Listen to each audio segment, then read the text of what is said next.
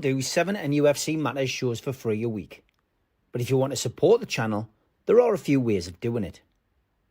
Hit the like button on each live broadcast or video. This helps the channel grow. Hit the subscribe button and select the all notifications option. Hit the thanks button to buy a super sticker. You can do this on the live chat too. You can also join our Patreon page or buy us a coffee at the link in all of our video descriptions below. We are also looking for sponsors. If you want our latest advertising rates and how you can get involved, then email John at nufcmatters1892@gmail.com. Thanks for watching. We have some events coming up over the next 12 months. NUFC Matters end of season party takes place at the Tyneside Irish Centre on Friday the 22nd of May. Tickets are £10 and the doors open at 7 o'clock at the Tyneside Irish Centre. From Dialogue to Monologue by Arthur Mackenzie, a live script reading takes place on Friday the 5th of June at 7:30 at the Tyneside Irish Centre. Return of the Entertainers, a walking football match takes place at Gateshead Leisure Centre on Saturday the 6th of June, kick-off 12 o'clock. You can also have a chance to play in the game and take on the Entertainers. Go to our website for more details. Northern Horizon, a Blake 7 convention, and Rebel Base Northeast, a Star Wars convention, take place on Saturday the 1st of August, 10 o'clock in the morning until 4 in the afternoon at the Copthorne Hotel on the Quayside. All of these events are in aid of Age UK North Tyneside Dementia, and tickets available from nufcmatters.co.uk. The Craze for a Dinage, Ronnie, Reggie and Me takes place on Wednesday the 11th of November, 7:30 at the Tyne Theatre and Opera House.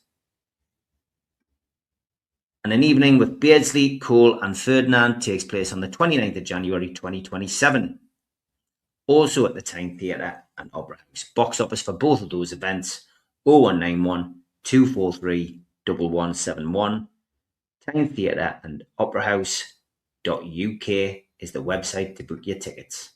If you're looking for something to read on your holidays, why not buy The Entertainers 1992 to 1997 Kevin Keegan's Legacy, or The Promoter and the Photographer, 25 years of bringing the stars to Tyneside. Both books available, nufcmatters.co.uk.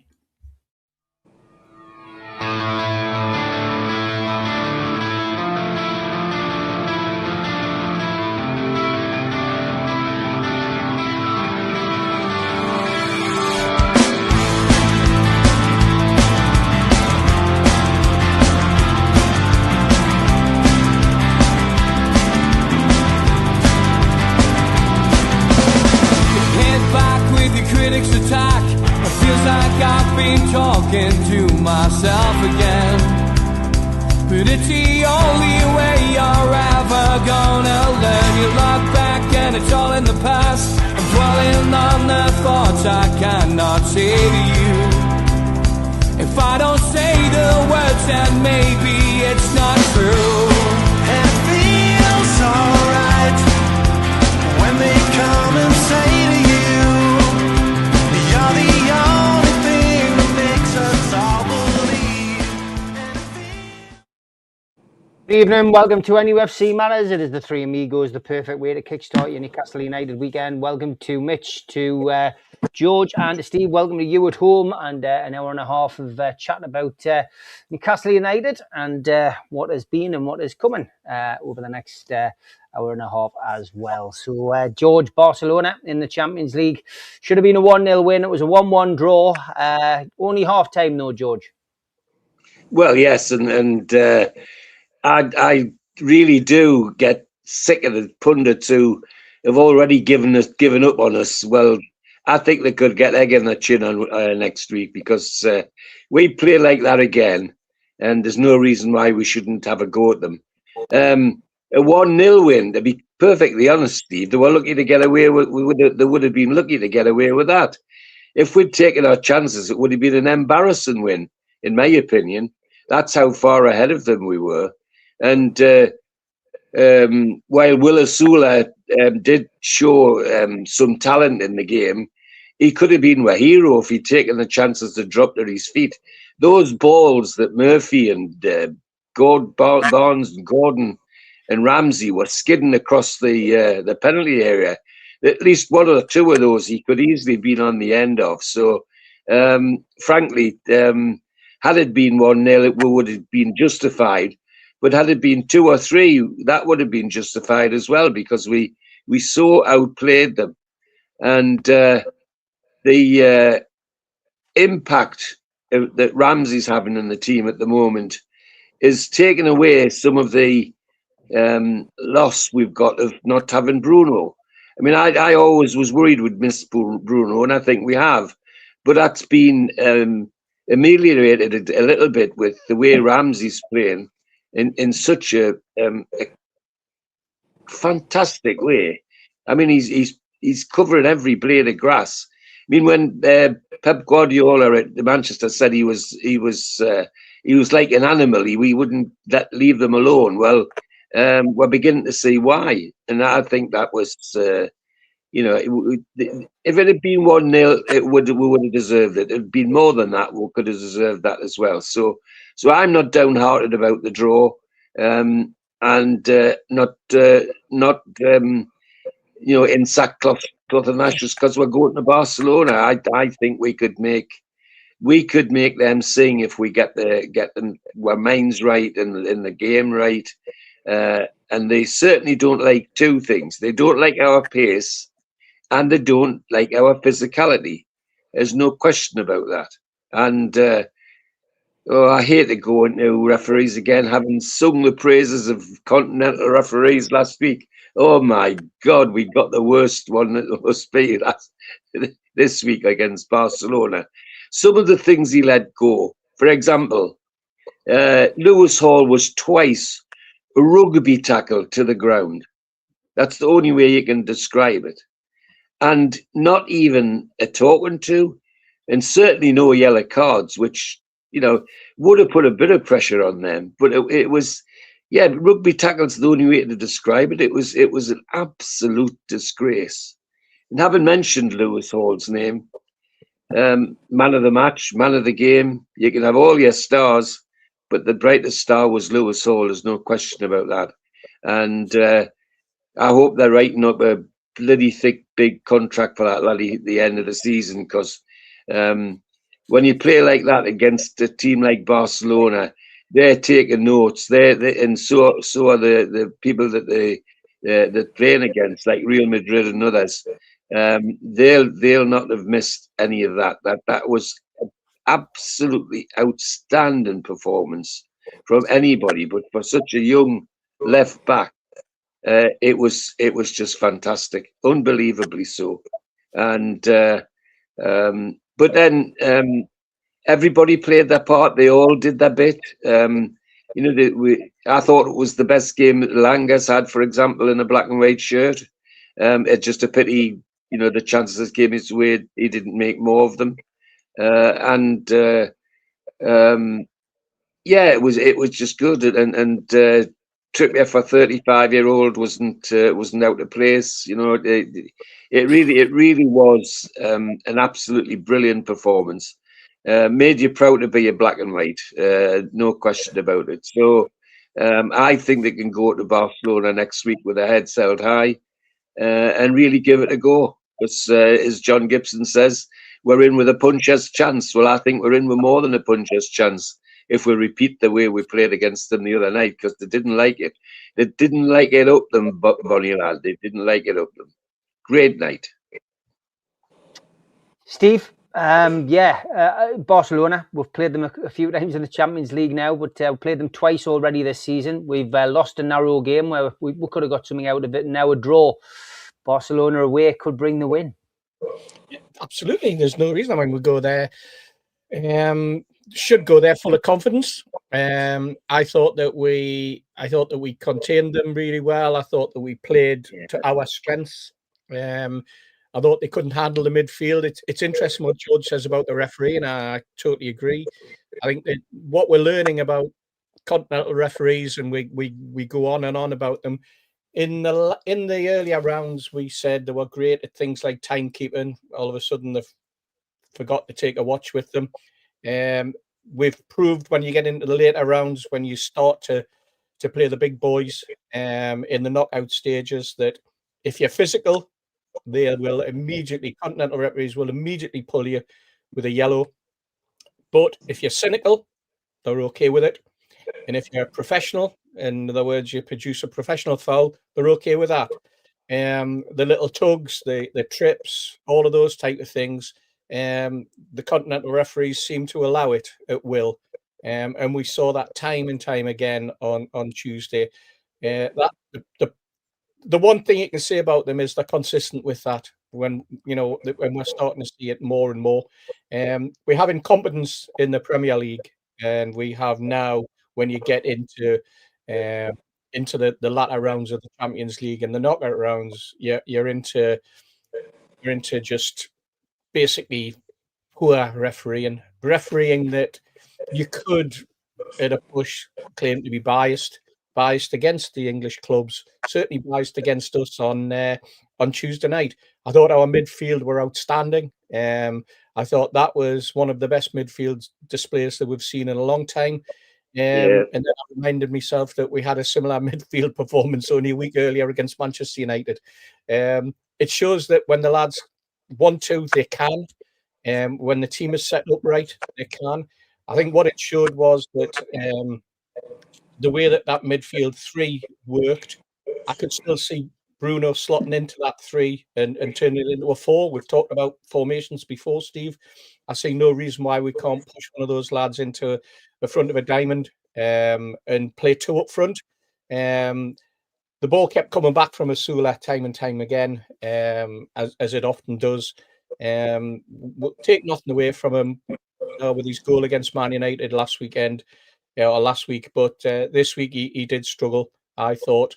We had pace all over the pitch. They couldn't. It's surprising, actually, because you'd think a Barcelona team with Yamal in would be able to put us under pressure. But you know what? Lewis Hall, for me, absolutely outstanding. He's definitely the best left back in Europe, if not the world at the moment. I'll not say the world because I don't watch football in South America or whatever. So we'll judge that when we get to the World Cup, and if he's selected and he puts in performances like that, then everybody will be saying similar. But it's not a surprise to a Newcastle fan, is it, that Lewis Hall can put and has consistently over the last 8 or 9 weeks been putting performances in like that. It's the confidence that he has to drop a shoulder and take somebody on.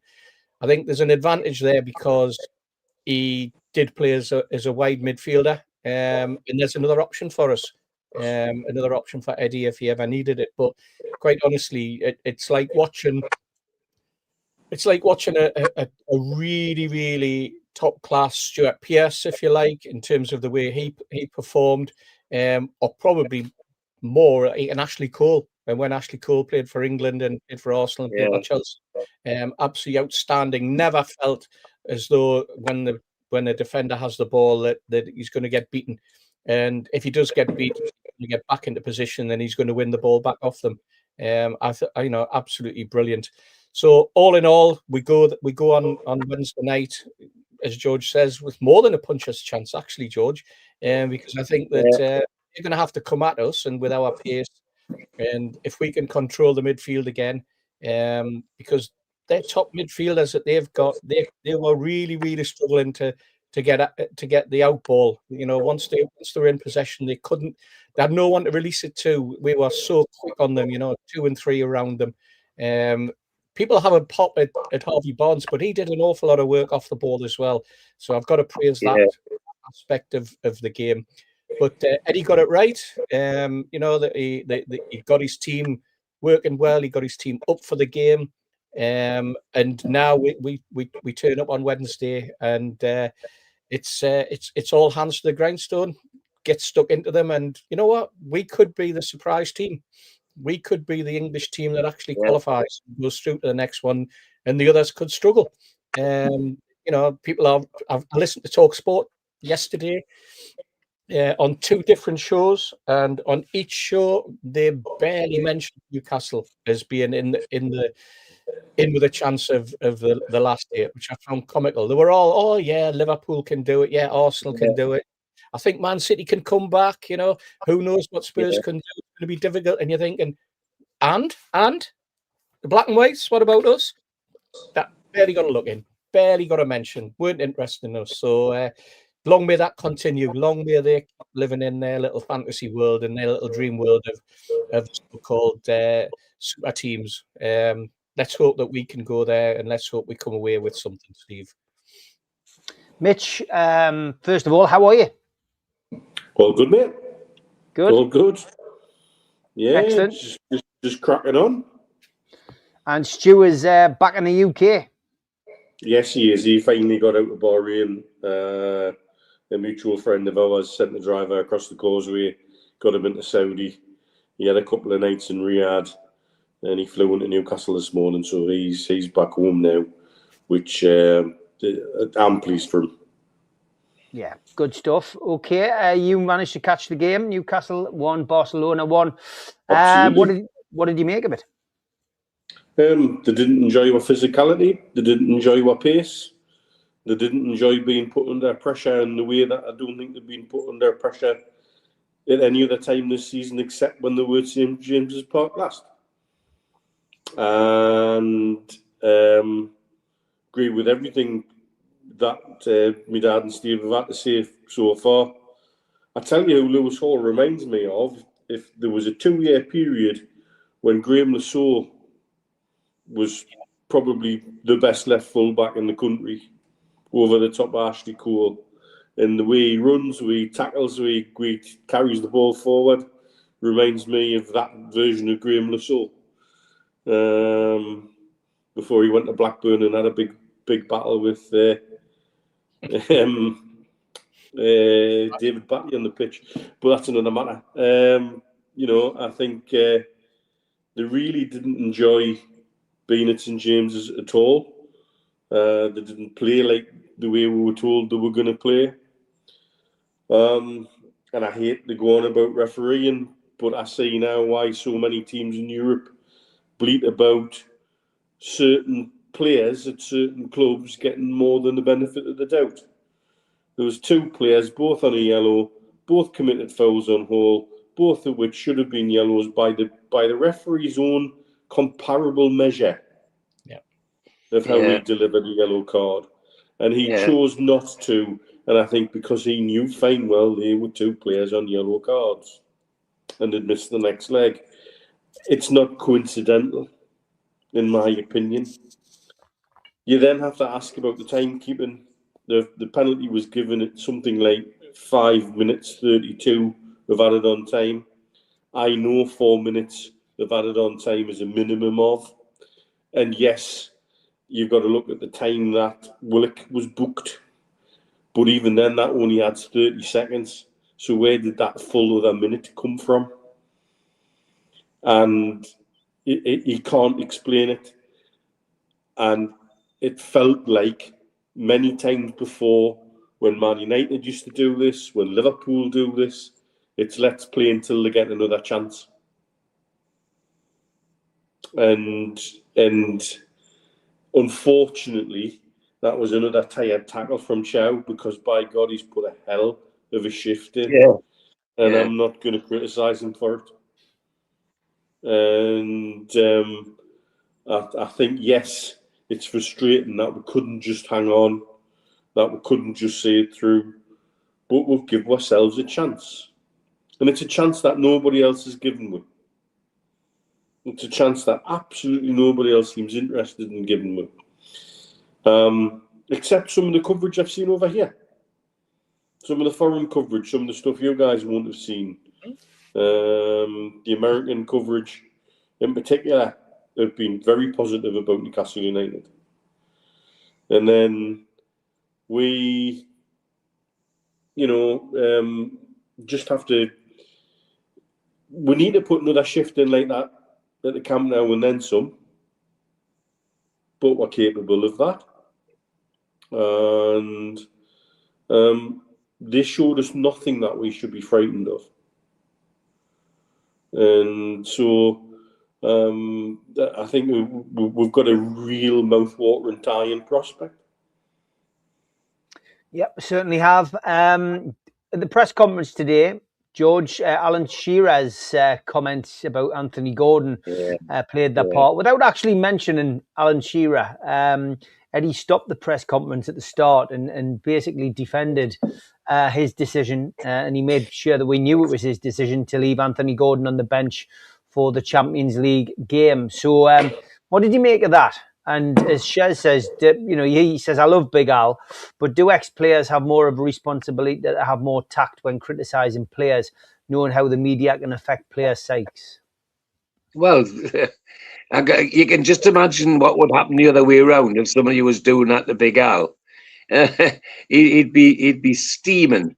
So I'm the short answer, Steve, is I'm glad Eddie Howe stood up in public and defended players. He gets everything else, but the one thing he's steadfast about is he's not like a previous manager going to throw players under a bus. Imagine if the manager had been Bruce, who would have been saying, "Oh yes, Alan Shearer's right. Alan Shearer's right." I mean, Alan Shearer says a lot of things, and he's good on TV, but he's not always right. And I don't think on this occasion he is right.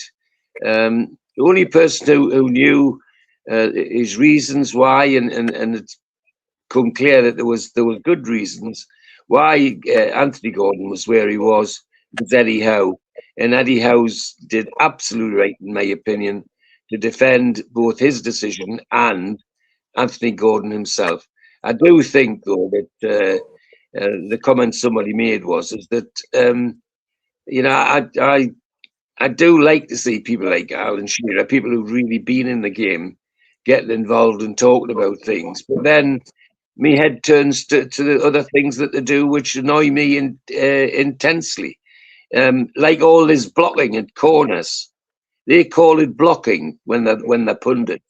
What it is bloody obstruction. And if you did it anywhere else on the field, you'd end up getting a free kick, but you don't get penalties because it's blocking.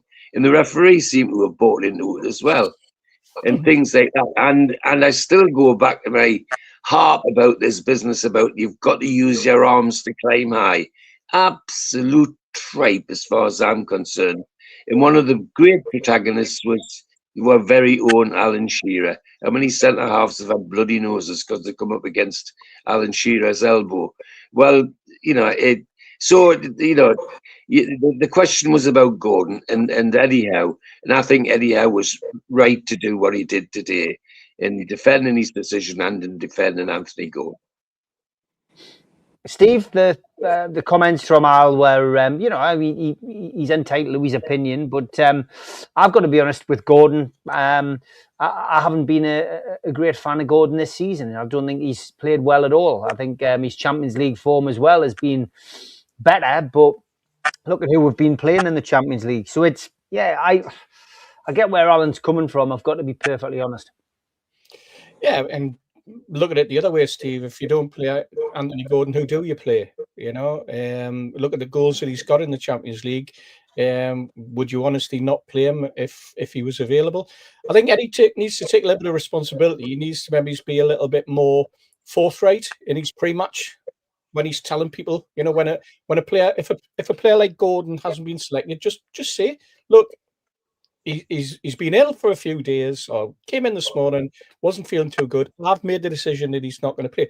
That kills it all. That stops it. And then he doesn't need to then wait for 3 days to suddenly contradict a comment that's been made by an Alan Shearer or whichever ex-pro it is that happens to be on a panel. Or in the stadium, whether it's Alan, whether it's Les, whether it's Roy Keane on a Sunday or a Saturday night, whatever it happens to be. So Eddie's playing that sort of press conference style pre-match where he says virtually nothing, talks but says nothing, wants to get out and get away from it as quick as possible. So maybe he just needs to look at himself in that respect. Somebody mentioned there about the substitution of Barnes being on the 90th minute or whatever. Well, if that's the case, again, this is an opportunity for Eddie to, when he looks back on that and sees what happened and sees when he made the substitution and what subsequently came about, he has to say, why did I make that substitution? What was the purpose of it? Was I trying to kill time? And I hate this idea of making a substitution to kill time, because it never does. It never kills the time. It doesn't kill anything other than your team's momentum, and you end up with 20 seconds of a player coming on and trying to reorganize everybody and tell them that where they should be now and pass on instructions. Eddie and his coaching staff, they need to look at what they did, look at the time they made the substitution, look at who they brought on, and look at the reason why they did it, and perhaps maybe if they were going to rather than make a substitution, why not just, if it was Olmo that was the player that he was worried about because he seemed to be controlled, stick somebody on him. Just get one of his midfielders, get one of his strikers, step back and go, just follow him, just block him, just kill the space for him, that type of thing, rather than saying, oh, look, this player's running the last 5 minutes, I'm going to bring somebody else on, and then completely disorganizes everything. So, there are ways and means, running down the clock for me is, as I say, a pointless thing. Just get your team to defend. Just have your team organised. Understand what's going to go on when it comes to if you are going to make changes, or have proper messages sent out that just reshapes you for the last 5. Have a plan that reshapes so that you're in a situation where you're 1-0 up. You've got 4 minutes to play. How do you play that out? How do you kill that? And maybe one of the instructions as well is that when one of your strikers gets the ball in the centre of midfield, he doesn't put a cack-handed pass into somebody who's supposed to be making a run, chasing it to 2-0.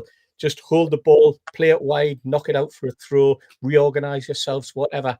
It's fine margins at this level. It's fine margins in any game, but it's fine margins at this level that get you caught out. And I think Eddie was caught out, to be perfect. I think his team was caught out. And if there's any criticism that you have, it was that sort of lack of organisation, lack of understanding, and lack of a little bit of professionalism in game management at probably the most crucial time in the game, when you're leading 1-0 with minutes to go. Yeah. What's your feelings on Big Al's opinions of everybody's Anthony got Gordon? a product to sell these days, Steve? True. Everybody's got a podcast to push. Everybody's got a something to promote, and being a little controversial is the easiest way to do it. And I'll give you another example, and I can't believe for the second time in 3 weeks I'm agreeing with Wayne Rooney. Wayne Rooney's take on it was, I spoke to Anthony before the game, and he said, I'm under the weather, I'll not come over and speak to you because I don't want to pass this on to you. And then he disappears into the dressing room with his teammates.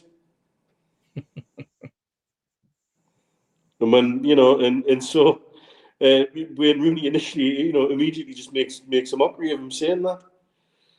And so, look, Shearer, I think, increasingly knows that their podcast that he does with Lineker and Meeks is amongst the most popular football podcasts going. Increasingly, they have a product to push, an opinion to give. I've noticed he's starting to do more of these sort of interviews where he gives his 10 most difficult opponents. He's never done anything like that. No. Until recently. And so if that's where he feels he wants to go with it, let him go with it. And there's many other pundits will do the same thing before and less.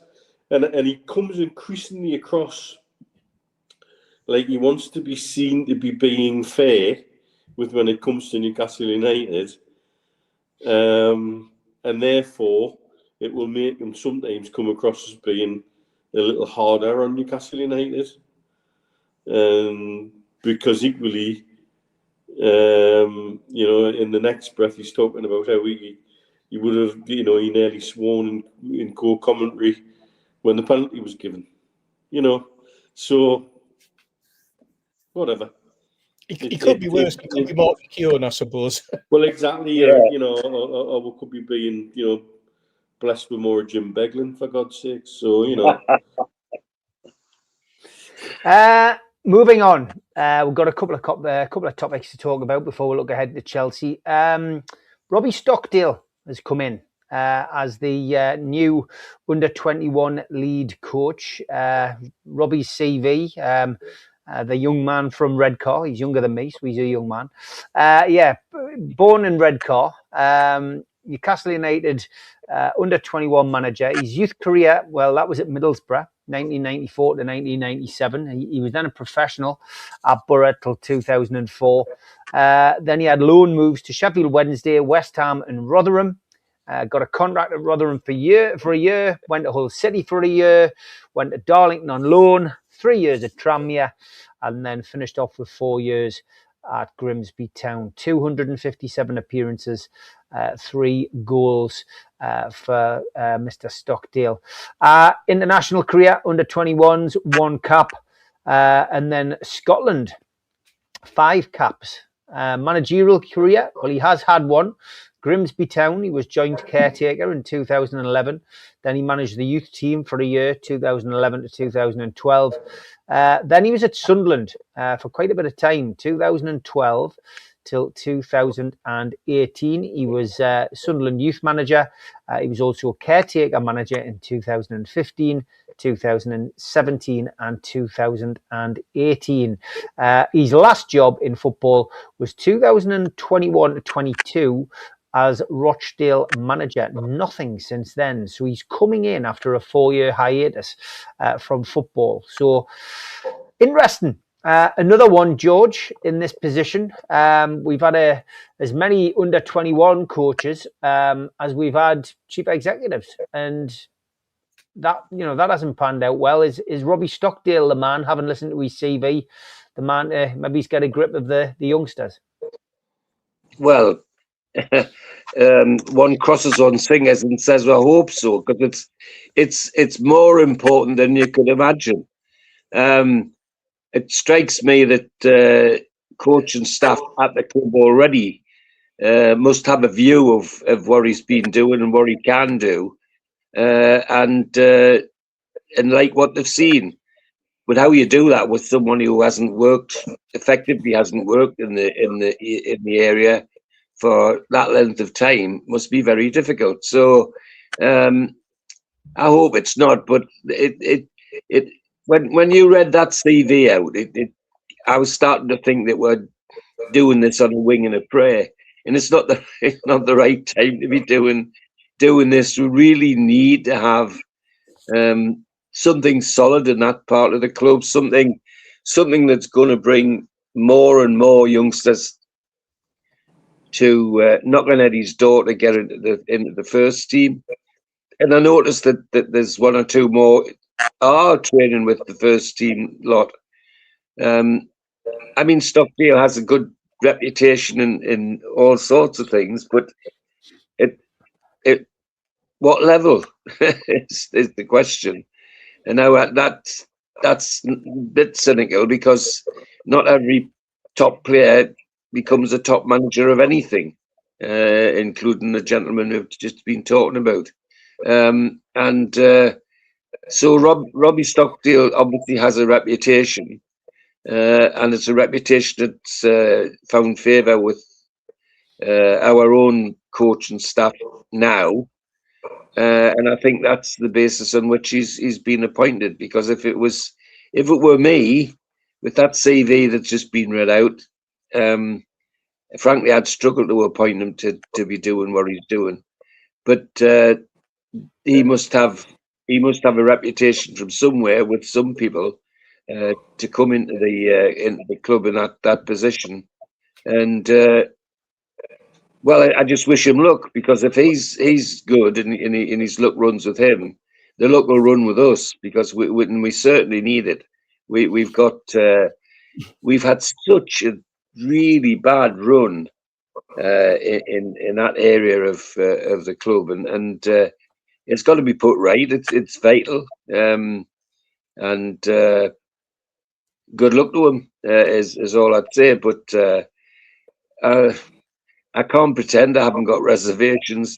But good luck to him. I hope it works, because if it works, we'll be the ones that will benefit. Go on, Mitch. I need to correct you, Steve. He's been at the club since February of last year. Doing what? He was an assistant under 21 coach. He's an internal. He's stepped up to lead coach. He's been at the club since February of 2025.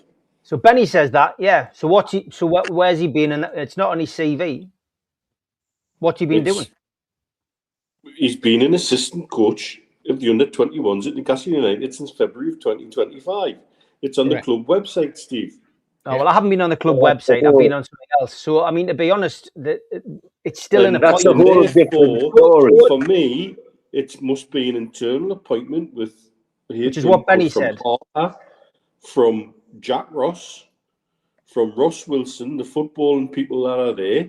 They must have all seen something that he's doing with the under 21s over the last period of time that give them the confidence to step up and let him step up and take it. He was very well liked at Sunderland, from what I understand.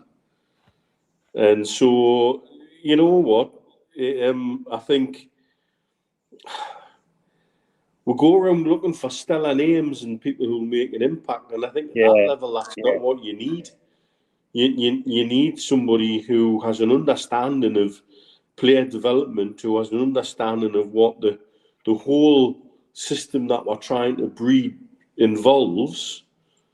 And the whole point of having Jack Ross around was to have structure like this throughout all levels of the club. And so actually, somebody who's been around for that period of time would seem to be, to me, a safe appointment, because they know the culture and the ethos. But you're right. The club haven't made that very clear. And so when you go to say somewhere else where maybe there's not the full information about what he's been doing for the last couple of years, it does look like a weird appointment with this big gap in the CV. But I wasn't questioning that. I read it out because I was reading his. Has been spent at Newcastle United with the under 21s. Yeah, I was certainly not questioning him as an appointment. I was asking you lads whether you thought it was a good appointment. But obviously, reading his CV out, there's a clear gap in his CV where I'm looking at. It's not Wikipedia, and I'm just looking on Wikipedia now, and Wikipedia doesn't have it on either. Somebody in the chat is saying that it's on Wikipedia, and that as well has that gap. So it hasn't been a big announcement about Robbie Stockdale coming in. That's for certain. I don't understand, Steve, why we don't appoint Newcastle United's former players. There's plenty of them. Why Steve Harper isn't contacting in his little black book players that he's played with or players that he knows in the locality. Lee Clark still holds the record in the championship for the most consecutive wins and unbeaten run, with, he beat Brian Clough's record when he was at Huddersfield Town. Steve Watson's just down the road managing Darlington and doing a really good job this season and would be brilliant at the academy. Alan Thompson has got experience at, as an assistant coach, and I'm sure I could manage under 21. So for me, Steve, I've never really understood the necessity to bring in people from the outside and, almost following that kind of Liverpool boot room mentality where you're promoting from within, but you're promoting your own kind, a bit like the Yorkshire Cricket Club mantra. I think there could well be an element of Emperor's new clothes. I think we could be in a situation where the last thing Harper would want would be to appoint somebody like there could be a challenge to him or a challenge to Shearer, because it's a nice little club that exists up there. Having said that, I mean, we do know that, at times Steve Watson's been up there. He was looking at after the under-16s for a spell. As for Robbie Stockdale, I mean, Adam Lawrence left in January, and Robbie Stockdale was Adam Lawrence's number 2. He was the assistant under 21 coach. We lost Adam Lawrence. He moved on in January. He stepped in as an interim and now they've made it a permanent feature. Now you look at his record as a footballer, and I think you said 250 odd games as a professional, great. Yeah. But then what matters? You can be the finest professional footballer in the world. I'll use, because we've mentioned him already today, I'll use Wayne Rooney as an example. Wayne Rooney had 569 professional appearances across his playing career. Then he went and managed DC United and Derby County and Plymouth and Birmingham, and was an absolute disaster as a manager. So just because someone's a good footballer and has the numbers doesn't necessarily mean he'll make a good coach or a good manager. Alan Shearer was found out, wasn't he, in that respect? Although some people would still argue that Alan got didn't get the rub of the green. But who knows? He never took an opportunity for to go anywhere else. He went straight into TV as a pundit, and as Mitch has rightly pointed out, is now running a podcast career that requires him to be controversial at times, to say strange things, to come out with outlandish statements. And he's found his niche out. I think sometimes when you're a top player, you struggle to be a coach. It takes a certain type of person, especially when you have to start at the bottom again almost. And what Robbie Stockdale done is that's exactly it. Yes, he may have played for West Ham, but he had hardly any appearances. He played for Borough 7 seasons, and he managed 70 odd games. He didn't have a stellar footballing career, but he's had a very, very sound coaching career, developing youngsters, working with youngsters. There's a knack to that. Just like there's a knack of being a manager, managing Barcelona or Real Madrid, and there's you hear of other professional footballers who, maybe Steve Watson's the exception, but you hear of them that have gone to Blythe Spartans and struggled really because they can't cope with the fact that the players can't do what they could do. So I think what you've got in Robbie Stockdale is someone who's just very gifted as a coach, someone who has the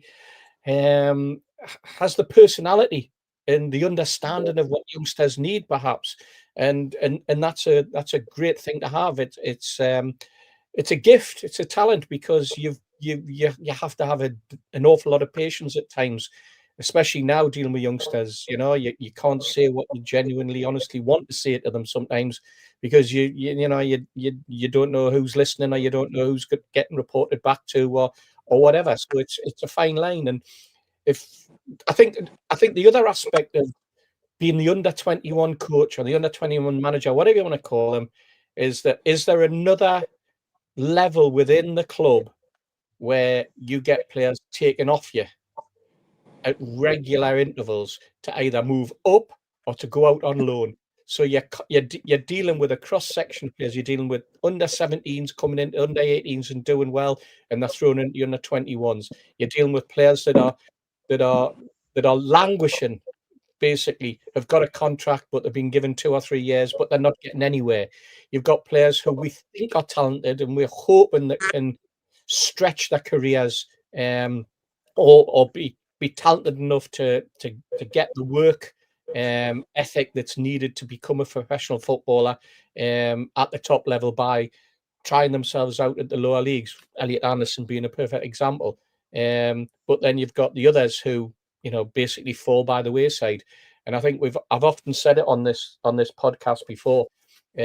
For every Lewis Miley, there are 10 Duffs, and those water carriers, as was a phrase that was often used in professional football. They're only there to make sure Lewis Miley's got another 10 people to play alongside at the under 18s, under 19s, under 21s, until such time as he can get into the first team, and the rest just get thrown to the wayside. Perhaps that's an area of football that we tend to disregard. Players are you often see it, especially when they get told at Christmas, you've got you're going to see out your time at Newcastle, but you're gone. You get told at Christmas that you're gone, and you're not going to get something at 18, or you suddenly, as has happened with quite a number of our under 21 players, they've just been released. They got released in January to go elsewhere. if nobody's coming in, how does that affect Robbie Stockdale and the rest of his coaching staff? It makes it a very, very difficult job. So I hope Robbie Stockdale is very, very successful as under-21 coach. I hope that he's got it right. I hope that Steve Harper's got it right. I hope the club have got it right. Because if he has, there are, as a supporter, I'm going to benefit from talent coming through that he's nurtured. Those youngsters are going to benefit. The club's going to benefit all the way through, and Robbie's career is going to benefit as well because his stock's going to go up. So good luck to him. I'm not worried that he played for Borough. I'm not worried that he was a coach at Sunderland. I'll leave that to the Borough fans and the Sunderland fans who always whinge on that somebody's a mag. We'll ask them in the morning on Three's a Crowd. Andrew, I'll disagree with you on this point. He says, I know Lee Clark was a superb player, but as a manager, he's been a disaster apart from his time at Huddersfield, and even they were pleased to get rid of him. I tell you what Lee Clark has. He has balls of steel to take the jobs on he took on, Andrew. He took on Birmingham City. Yeah. He went in there, and within 3 days, I think it was 2 or 3 days, the owner was locked up, and he had to sell all of his players. So he was unlucky there. He went to Kilmarnock in Scotland, did a cracking job there. He had them flying, but then obviously came away from there and took another job. I think Blackpool, again, another car crash of a club. I think he went there, another disaster for Lee Clark, in the sense that it was just a club on the downward spiral. So he's been unlucky. He's picked the wrong teams to go to, but Huddersfield, he was absolutely superb, and Kilmarnock, he was really good as well. So I think anybody else, would probably agree with us on that. But Alan McKenzie, go on, George. Huddersfield was record breaking. I mean, it wasn't just good; it was record breaking what he did there. And anybody that tries to belittle that is talking through the top of their head. The other thing I was going to say, Steve, with your notion about why not have former players, rewriting history. Because when I went in 1955, 54, 55, as a 14-year-old boy, every coach that I met was a former player. You had the Joe Richardson, Benny Craig, the two ex-fullbacks, Joe McCartney, who was a decent player who got injured, and they kept on as the youth team sort of kit man. And then lo and behold, as I got up to 15 and started to play in some of the teams, they were turning Jackie Milburn into a coach. So you got to meet people like Jackie Milburn, and there were others in around at the time. So your notion of using ex-players is a tried and tested one, Steve. Yeah, I mean, Clarkey went to Bly Spartans. They were on a downward spiral as well. I remember that. And I mean, obviously, we saw Nobby Solano go there. Nobody could do anything with that club in the state it was in at the time. Yeah, Bury as well. I think the owner promised him the earth, and it didn't quite work out. So, and he had a spell abroad as well with a few. I think he went Al Etihad, I think, if memory serves us correctly. But anyway, yeah, you get my point. And I would like to see more local lads involved. Not just because they're local lads, but because I think there's some good managers out there and some good coaches. I mean, we've been through this with directors of football as well. The likes of Nikos Dabizas would be great. I think Warren Barton would be great as a club ambassador. There's plenty of roles there, but I get the impression, having spoken to one or two of the ex-players as well, that the money on offer hasn't been as great as one would imagine at that level as well. So I think that is half the problem. No names mentioned. Okay, we'll have a quick ad break. We will be back after this. A big thanks to all our sponsors, Skips and Bins. You can find them at their website, skipsandbins.com, or contact them, www.skipsandbins.com/contact. Say hello to low-cost waste disposal with pay-as-you-go and contract waste management. A big thanks to United Group Travel, our fanzine sponsor. There are no strangers on our tours, just friends you haven't met yet. 2-crew driver and courier, local family company, 3-star plus quality hotels and no interchanges. Hot and cold snacks and drinks available on the coach. All excursions included. Their website, www.unitedgrouptravel.com. Email beverly.ugtl@gmail.com. Or telephone 01670 632 460. or mobile 0791 666 4174. Deposits from £50 per person. A big thanks to Media Arts, their website www.media-arts.co.uk, email info@media-arts.co.uk, or telephone 0191 637 5061. If you want to help support the channel, then you can click the subscribe button. We still do 7 shows a week. It is free. Hit the thumb up to like the video and click share to share to your social media. A big thanks to Sports Social Podcast Network. You can listen to us on the road, on this network, or by tuning into iTunes, Spotify, or other podcast providers. You can also join the channel by hitting the join button on YouTube, or go to our website, nufcmatterspodcast.co.uk. You can pay a one-off fee of £25 and you'll receive a membership card, a beer mat, a fridge magnet, a key ring, a badge, and a pen. £25, nufcmatters.co.uk. Certainly got you thinking, this Robbie Stockdale appointment. Management doesn't seem to be a matter of talent. Everything from man management, sports science, tactics, all learned skills, says Ches. Harper and Stockdale, 2 goalkeepers. Not sure if that bodes well, but who knows. Lack of investment in making sure we attract the major local talent is a bigger issue. Man City and Man United get those lads. And yeah, I mean, look, there's lots of comments coming in, but I agree. We need more money in the academy. The academy's been neglected. I've said that a few times on here now. It's been neglected compared to other parts of the club. I think there's probably been more spent on the women's team, and I'm not saying that's a bad thing. I'm just saying that the academy benefits the first team, and that should really be given equal treatment, certainly. Yeah, I'm not sure. Chippers, I'm reading out comments. Was he a defender? There we go. He was a defender. So yeah, I'm not sure. I'm not going back on the CV I was reading, because that was telling lies to start with. So it's probably got him down as a bloody centre forward who scored 100 goals, but I'm not going back on there. Anyway, there was a comment from Alan, which we'll finish off on this particular one. He says, lads, what characteristics do you think is the most important in being a top class coach in the modern era? I guess, George, after reading that other comment, it's probably being a master of quite a few different talents is the best. Well, you've got to be. You've got to be. Working with young people in whatever sphere it is one of the most difficult jobs you can have. It's so complex.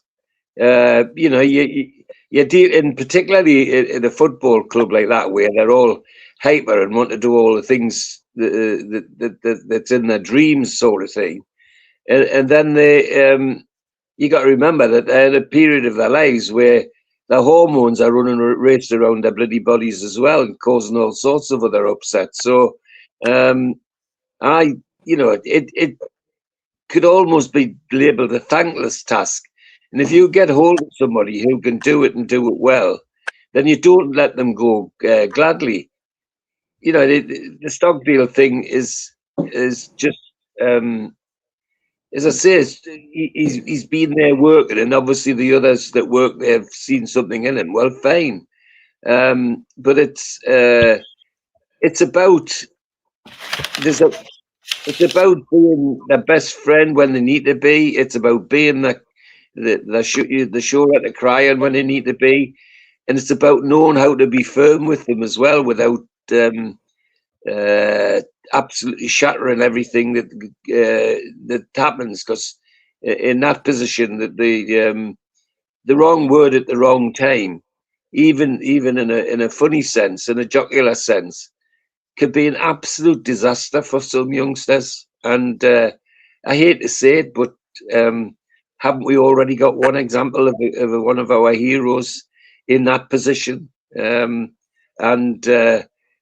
Which is tragic. So being able to do that, you get somebody who can do that, can manage youngsters like that, then you keep hold of them. And and that's all right in football, but it doesn't matter where else you do it in. I know It's like with students at the university. You know, young kids come in. I was responsible for admitting kids who were barely 18 when they came, especially from abroad, from Greece. And I used to watch like a hawk to see what was happening to them. And I could recognise once they're starting to be homesick, and the number of homesick Greeks and other nationalities that I brought home at a weekend for my Marjorie to look after, just to give them some stability. And I see a young man beneath me nodding his head because he knows what it was like. You know, with a steady stream of people whose families are now my great friends because of it. So if you've got hold of somebody who can cope with all of that and produce some good football, then you hang on to them as hard as you can. It's a difficult selection route as well. You know, you've got to know them, and I think it seems to me is that they've settled on Stockdale because they know him as much as anything, but he also must have a good reputation. The other thing it says is that how proactive the club is at that level is it needs to be sorted, and it sounds like with the current setup with Jack Ross and people like that all involved, it sounds like they're heading in the right direction. You must be sick of hearing me and Neil say how much we used to see the Academy of Light at work when we used to take Joss to his games in Anfield Plain and places like that. Always somebody there, always somebody talking, always somebody selling the thing, and never anybody from Newcastle United, never. So, you know, if you've got somebody who's coping with all of that and able to put a hand on the shoulder of these kids and G them up when they need to be G'd up without destroying them, and to be a surrogate dad when they need a surrogate dad. It's a very, very complex job, and I don't envy them. Well, I do envy them because I'd like to be part of Newcastle United, wouldn't I? Silly bugger. It's important, and as Steve just said, we get the benefit of their success because we'll see another Alan Shearer, we'll see another Elliot Anderson, we'll see another Lewis Miley. And see, this week we've had Lewis Miley in the papers because he's been advising his younger brother. So, yeah, difficult one and an important one. And we've got to get it right, and get the club's got to get it right. Steve Benny says, best characteristics of a manager: stable and calm under pressure, good at developing players, handles the media well, and players run through brick walls for him. Overachieves compared to his budget. Eddie. Quite true, yeah. I mean, you want to put it like that. I think the management in any quarter is as easy or as difficult as you want to make it. You know, you can have some people who are made to manage, some people who are great organisers, some people who can step in and understand the job. That's important. You have managers that delegate, you have managers that micromanage, and all our skills and all are useful in certain circumstances. But football, DME, to be a top manager, to be a top coach, you look at the one thing you can say is that you don't necessarily have to have been a top footballer to be a top. Sometimes you've had too much as a player. Sometimes you're not willing to drop down. Sometimes you would get frustrated. I think probably one of Wayne Rooney's problems was, because I mentioned him earlier, so I'll mention it again. I think one of his problems was there were players in those teams that he was managing that couldn't do what he could do, and sometimes you find that very, very difficult. But you have other managers who could do, players that could do anything and moved into management and just seem to go with the flow. And I'm thinking the likes of Zidane, for example, or Deschamps, winning World Cups, winning with Madrid. You look at you look at Ancelotti. It's interesting that it's like quite often in Italian football, top players become top managers, but it doesn't necessarily happen in perhaps Danish football. You don't, I'm still waiting for, some of the top Danish players, the Laudrups of this world, if you want to go back that far, or Simonsen, they didn't move into management with much success. Yet Thomas Frank, who wasn't an outstanding footballer, moved into football management and did very, very well. Jose, another example of never barely kicked the ball, played in goal. I think followed his dad into a lower leagues, became an interpreter. Hung on Bobby's coat strings for a while and thought, hey, I can do this. But he's got the mentality and the temperament and the strong will and the strong backbone and the confidence that no matter what was thrown at him, he had a way and means of succeeding. I think you've got to get the right blend. I think sometimes it just goes with the club you're at. Some managers, and again, you see it, some managers are successful at one club and are terrible at the other. Thomas Frank, I mentioned him earlier. Look how good he was at Brentford. And yet he's gone to Spurs, and his career looks like on a downward path because of circumstances. And I think it's the same as the previous Chelsea manager. Did very, very well in Sweden, did well at, I think it was at Swansea or somewhere. Went to Brighton, did very well there, goes to Chelsea and then flops.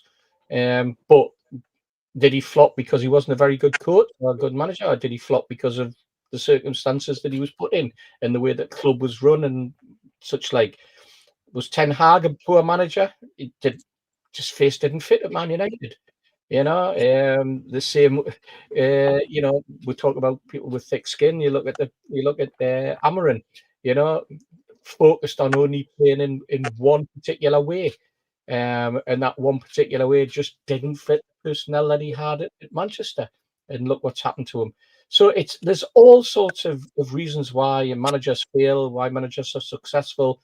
The circumstances are there, but I think it's a special breed of person. I think there's a lot of luck and there's a lot of timing involved. We've been lucky. We've had some nice people that have managed, and sometimes it hasn't worked for them. I think of Glenn Roeder, great guy, and was quite successful at Newcastle.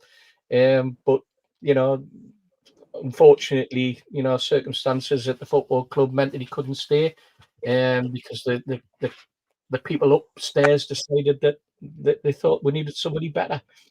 And this is what happens, and then you can get Steve Bruce, who's got over 1,000 games under his belt as a manager. And some people would argue he was fine at us because he came in and did a job that he was asked to do. Certainly he thinks that. But other people think it was a disaster. What's the success rate? What are you being measured against? Bruce is insistent, because he's now got a media career again, insistent that his success level was just to keep us in the league. Well, I didn't know that at the time. I didn't have I want a damn sight more than that as a fan, but he fitted the criteria, he fitted the remit that he was given by Mike Ashley. So it's really, really difficult to say what makes a good one and what doesn't, because circumstances in every situation are different. But I think George is right in terms of you've got to have an awful lot of, especially if you're dealing with young players, you've got to be a brother, you've got to be a father, you've got to be an uncle, you've got to be a friend, you've got to be a fool, you've got to know when to step in and when not. You've got to know how to talk to people, and that's just in the changing room and on the training pitch. You've got to be able to observe and identify all the different traits of your players. You can shout at one player, and there's other players that will go into a shell the moment you do it. Other ones will react. Some will take it positively, some will take it negatively. And it's just, I think a lot of it is just down to bloody luck, to be perfectly honest. The luck of the draw, if you like, where you are at the time, who you're dealing with. You can be a great manager dealing with a certain set of players. You move up and you become classed as a poor manager, or you fail. And I just think that it's a very, very fine margin between success and failure as a manager, in terms of the perception that the media have, the perception that fans have, the perception that club owners have, in terms of who's good and who's bad, who did well, who didn't do well, what the circumstances were. At the end of the day, only one manager every season can win the league. Let's not forget that, you know. Does that mean all the others are failures, or is Arteta the best manager in the league because he's finished second for the last 6 seasons? You know, where's Guardiola now? Is Guardiola no longer the top man because his team's struggling? I just don't know. I think a lot of it's down to, as well, the personality and what we feel. The people I think are good managers, somebody else feels isn't. Tony Lister says, Steve Hasty, you've passed the interview, you're in. Barry, don't get so down, Barry. A win next week and we're into the last eight of the Champions League. We'll go to the semi-finals of the Carabao Cup, a trophy that we won last season. And, we got to the 5th round of the FA Cup, which 5 years ago we would have snapped your hands off to get to that round of the FA Cup. Things aren't as dark and as doomy and gloomy as some people are making out. It has been a tough season. It has been a hard season. But you can pinpoint the games throughout the season and go, we probably would have won that if we'd had Isak playing. We probably would have won that if we'd had Isak playing. We probably would have won that if we'd had a half decent striker playing, but we haven't. And the problem is we're high press in the start of the games when Isak was here. Usually led to us scoring 2 goals. And teams didn't see a way back. We flattened teams in the first 35, 40 minutes. Second half, we weren't always playing 90 minutes of high press and quick pace football. No team can do that. But it was because we haven't had a goal scorer. And then on the flip side, we haven't had a back four, Barry. We haven't had a regular back four. That's the bottom line. We've had an injury hit back four, and the goalkeepers are under criticism because the back four haven't been able to protect them as much as they have in the first 3 seasons. For me, it's as simple as that.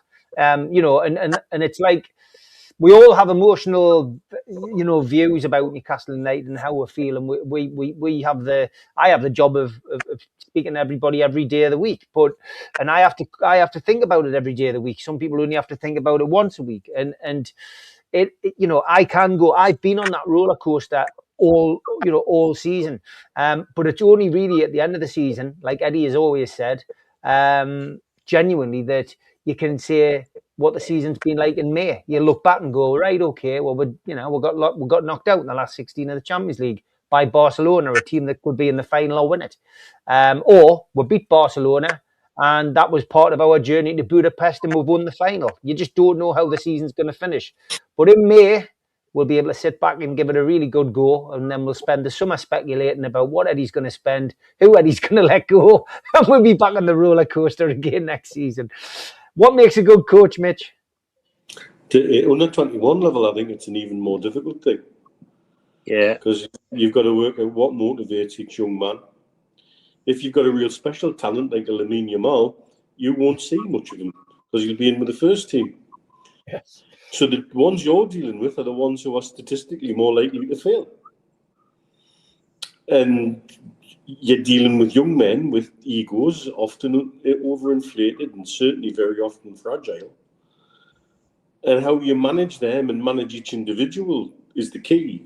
The football side of it's probably the easiest part.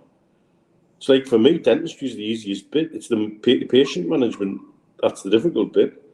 Sometimes I wish I'd been a vet because the patients didn't talk back, But, the bark's worse than a bite.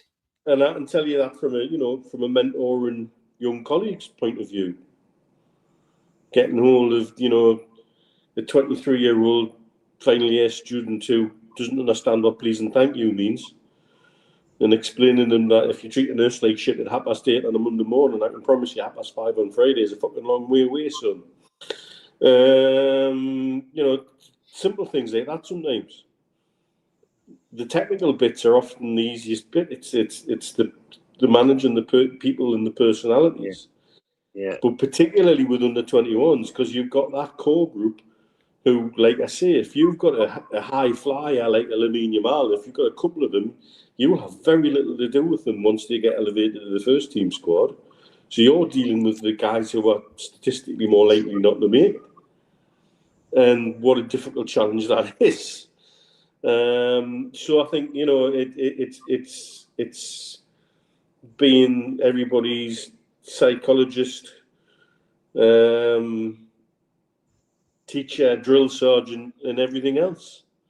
And I think it's the challenge with that group of young people is that they're increasingly highly well paid as well, and getting some of them motivated will be very, very difficult.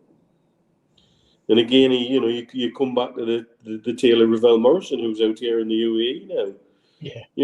I've got mates who work West Ham, and if you talk to them, who's the best player you've ever worked with, and the number of them will say Ravel Morrison from a technical point of view.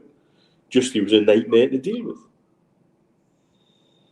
And so, how do you deal with all of that? And I think in the modern world where there's microscopes all over the place examining how you're doing that. And like I say, a lot of these egos are increasingly big and increasingly fragile. It's not an unenviable task, really. And so I think it's how you get to the bottom of what makes each individual tick, and how you develop them almost as a person. And the football will come along with that. Because they're part of a group of people who, the people that make it from academies into under 21 are less than 1% of the throughput. And then the ones that make it to Premier League level are less than 1% of that again. And we'll lose people along the way for various reasons. And some of it is just damn luck. Yeah. And so you kind of are probably constantly juggling all sorts of things that you probably never expect to be juggling, because you're dealing with complicated young men. And that, that's almost unenviable. Yeah. Great stuff. We are looking ahead now to Newcastle United, who are back in Premier League action tomorrow. We take on Chelsea at Stamford Bridge. It's a 5:30 kickoff, and it is live on Sky Sports. 30 visits in the Premier League, and we've just got 10 points from a possible 97 draws, 1 victory. That last victory came in 2012 with those 2 wonderful Papa Cisse goals. No Joe tonight. Joe has had a bereavement. One of his friends has passed away. So our thoughts with Joe, and we hope he is okay himself. But we have got Toon Stano.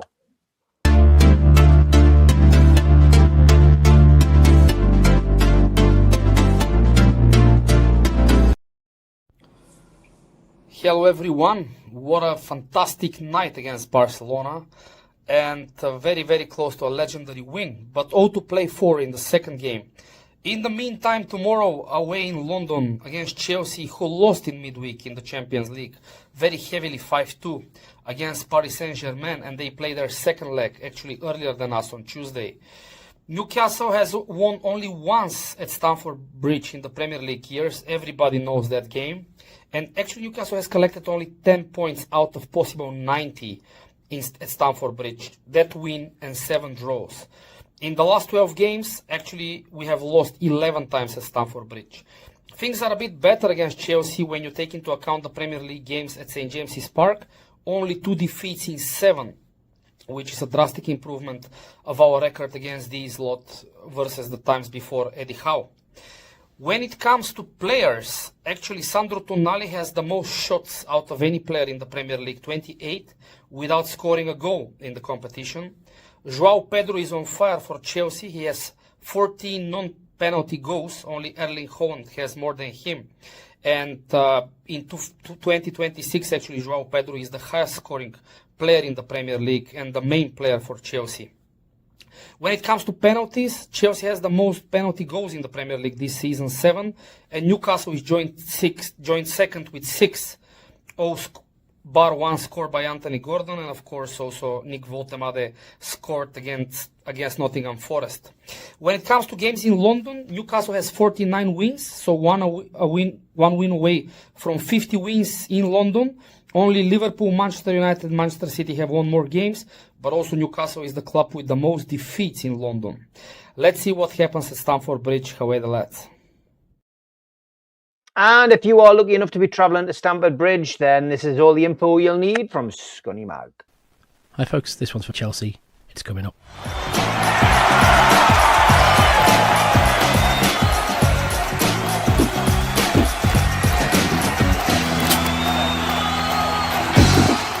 Okay, Stamford Bridge. It is in West London. If you are driving, there's park and rides around the M25 area. You want to be heading to either Fulham Broadway or Earls Court. Earls Court's actually set up with away-friendly pubs, but the Putney Bridge area is also really handy for fans. If you are coming into Earls Court, the first pub you'll probably come to is the Earls Court Tavern. It's a few minutes walk from the Underground, and your what 3 words is Powder Cafe Bottom. Just down the road towards the stadium from there is the Prince of Tech. This is quite a good setup. Your what 3 words is Shakes Bath Clots, and then a little bit further down you've got the Courtfield Tavern, also another Green King pub, and your what 3 words are Event Music Glitz. If you're coming into Fulham Broadway, there's quite a lot of options around Putney Bridge. The pub nearest the tube station is the 8 Bells. That's on Fulham High Street with a what 3 words of Nobody Scam Scuba. And then on the corner of the main road there's one that's always really popular, the King's Arms, and that's on the New King's Road, and your what 3 words is Half Locked Always. Just across the road from there you've actually got the Temperance with the what 3 words of Damp Remedy Then, and you should be able to see that just over the road if the King's Arms is queuing to get in. Heading up to the ground from the Putney Bridge area, it's about a mile and a half. It's going to take you a good 35-45 minutes. Fulham Broadway is just 2 stops on the District line heading north from Putney Bridge. It takes about 9 or 10 minutes, but make sure you give yourself plenty of time because there's going to be a lot of congestion both getting on and getting into the ground at the other end. I would give yourself half an hour to get in once you get there. When you do get to the stadium, if you're in the lower tiers, you want to be in the left-hand lane.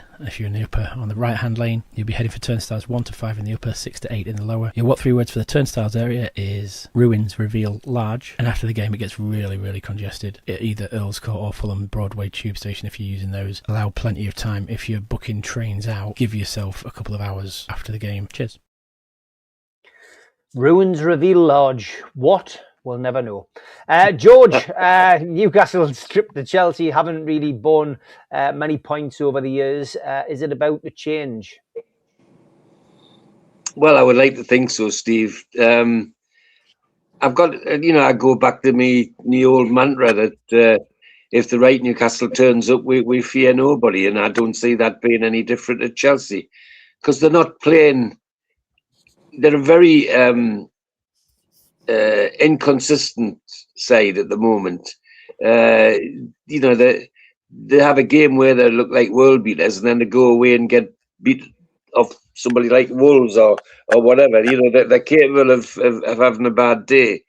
I'd like to think that we would go and be up for it after the way they performed on Tuesday, and we go with a good chance, and I'm optimistic enough to think that we could get a result.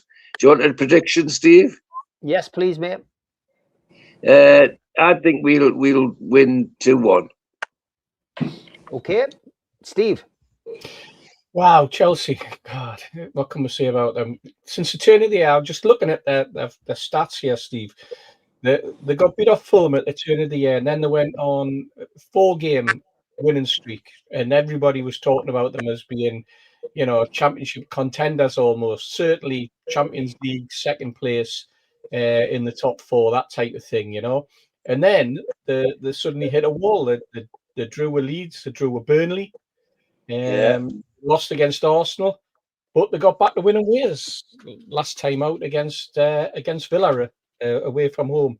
So they are very much a sort of strange setup. I think possibly because the manager has an abundance of riches, and he's come in and he went on a run, and then all of a sudden, he gets players back who have been unfit, and then he's he's under pressure of who to select, and he seems to be all over the place at the moment. Chopping and changing goalkeepers, changing his back four, an abundance of riches sometimes isn't a good thing. You look at ours, and Eddie's, as Mitch has rightly pointed out, we've been stuck with the same back four at times for a number of games recently. We've had to chop and change simply because of injury, not because we've got players screaming for a game. Goalkeeping situation as well for us. Poor result for them in midweek. I thought they were holding on for a while. I mean, they came back to 2-2, but then you suddenly, it just ran away from them. But you look at who they were playing, and you look at the situation, you look at the time the goals came, and you can't really read too much into it. It's a European match anyway. So I'm not going to sit there and go, oh, they're on a downer, but from a form perspective, it might be a good time to play them. Having said that, I think, given it's London, I was surprised at those stats from Andre there, because there was a time where we just could not win in London for love nor money. I think the reason we've had an abundance of riches in London recently is because there are so many London teams. You've got West Ham, you've got Palace, you've got Brentford, you've got Fulham, you've got Arsenal, you've got Chelsea, you've got Spurs. So it goes on. So lots of games to be had, and lots of points have suddenly been picked up by us. Prediction, Steve. I'm going to go 2-2. I'm going to go for a 2-2 draw. That's what I went for. I hope this doesn't get clipped of George sticking the scissors in his ears. Don't do that at home, kids. If anybody's watching. I did like Scunny Mag's answer to Barry's question about what 3 words. People wonder where they come from. He says, what 3 words is a global matrix of 3-meter squares used to accurately locate places. The ambulance service, amongst others, use it. They are generated by the app and remain fixed in perpetuity. What a wonderful answer, Scunny Mag. And you can get a book if you follow Paul Ferguson on his social media. He has got books. I'm not sure if you've got any left, Paul, but if you have, get plugging and stick a link out for anybody, because you do a fine job giving people the info for us, and a lot of work goes into it, and he has to update them every now and then. So thank you very much for that. I went for 2-2 as well. Mitch, last but by no means least, what's your feelings about this game? Well, firstly, kudos to Eddie in the pre-match conference about batting away Louise Taylor's nonsense question about the situation in the Middle East. What I would say to Louise is, going by your own newspapers reckoning 2 weeks ago, when they were saying that Newcastle were getting ready for a fire sale because the price of oil was down to $60 a barrel. It's $99 a barrel today, so what does that make it? You fucking idiots. Really, get some bloody clue, the lot of yous, instead of stirring shit. With regards Chelsea, Rosenior, like his predecessor, doesn't know what his best 11 is. Nobody knows what their best 11 is, because they've got right backs who can play centre midfielders who can play right back, centre backs who can play left back and right back, and sometimes centre back. And then sometimes they push them into centre midfield, and they've got no idea what they're doing with it. And I don't think Rosenior's got any idea either. I think Rosenior will make changes and bring in players that I know from the Chelsea fans I know here are worried about coming into that team. So again, if the right Newcastle turn up, we can give them a game. We can worry them. You just don't know which Newcastle's going to turn up, do you? No. You might bring players in we don't even know they've got. Well, and there's a great level of uncertainty around that club. And in some players' arrogance, at 2-2, apparently they were taunting PSG, pointing at their World Club badge on their shirt. Yeah, well, how did that go for you? So there's a mentality thing there that I don't think that Rosenior can sort out either. And I think if we get stuck into them the way we can definitely take them on the day. There's no doubt about that. Yeah. And we should have had them at home, and we'll let them come back into the game too easily. So So I personally, I just don't think our away form's good enough to me to confidently say I think we'll get a win. So I'm going to say a 2-2 draw again. Yeah, so you've gone 2-2, same as me. And Gibbo, what's the dice say? Tom wants to know. He's obsessed. The dice says 0-0. 0-0. Okay, David Frame, you'll give the last point. He's just emailed us. He says, I think their struggles and ours cancel each other out. They struggle to defend crosses coming into the box. We've got loads of crosses in and struggle to stick them in the net. Yeah, so I think you're going for a draw as well, David. Sorry, it's a shorter show, everybody. I'm back in the morning, 8:30 for 3's a Crowd, the North East Football Podcast. And then I will be joined by Stu and Mitch to look back at the match against Chelsea on the professionals at 10 o'clock on Sunday morning. Thank you, George, Steve, Mitch, the mods, and everybody in the chat. Take care. Thank you, Have a good everybody. night. Thank you. Cheers, everyone. Good night.